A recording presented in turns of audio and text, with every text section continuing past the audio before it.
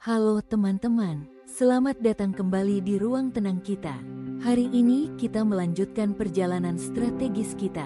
Kita masuk ke hukum kedua dari 48 hukum kekuasaan. Sebuah topik yang seringkali membuat orang merasa sedikit tidak nyaman, yaitu jangan terlalu percaya pada teman dan belajarlah menggunakan musuh. Mendengarnya saja mungkin terdengar agak dingin, bukan? Apalagi untuk kita yang mengutamakan kebaikan hati. Tapi, mari kita tarik napas dalam-dalam dan coba lihat hukum ini dari sudut pandang profesional yang elegan. Di dunia kerja, seringkali kita sulit membedakan antara rekan kerja yang benar-benar sahabat dan rekan kerja yang hanya berinteraksi karena kebutuhan profesional. Hukum ini bukan mengajarkan kita untuk menjadi paranoid atau tidak memiliki teman. Bukan itu intinya. Intinya adalah tentang menjaga batasan profesional. Ketika kita mencampur adukkan emosi pribadi dan rahasia hidup kita terlalu dalam dengan teman kantor, kita sedang menaruh beban pada hubungan profesional tersebut. Jika suatu saat terjadi konflik kepentingan atau perubahan situasi, hubungan pribadi itulah yang seringkali menjadi sumber sakit hati dan masalah yang tidak perlu. Taktik senyapnya adalah tetaplah ramah dan hangat kepada semua orang. Tapi, simpanlah prinsip-prinsip pribadimu dan kelemahanmu untuk diri sendiri.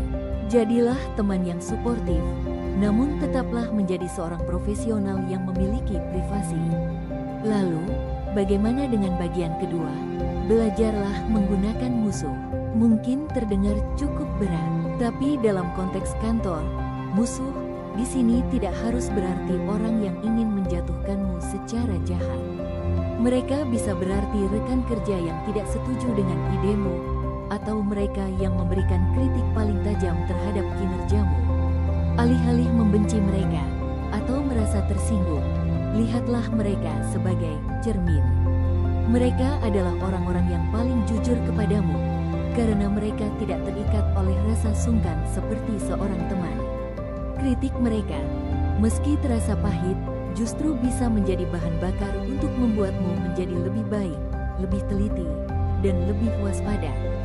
Saat kamu bisa merangkul kritik dari orang yang tidak menyukaimu, kamu sebenarnya sedang mengubah hambatan menjadi tangga untuk naik lebih tinggi.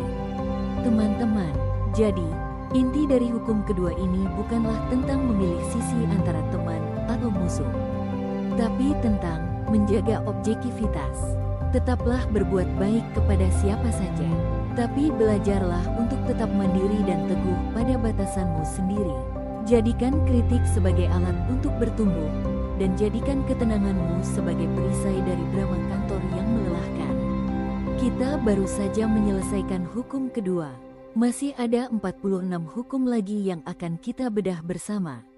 Terima kasih sudah menemani saya di sesi ini. Semoga hari kerjamu tetap tenang, tetap fokus, dan selalu dalam kendali dirimu sendiri. Sampai jumpa di hukum ketiga. Tetaplah menjaga kedamaianmu.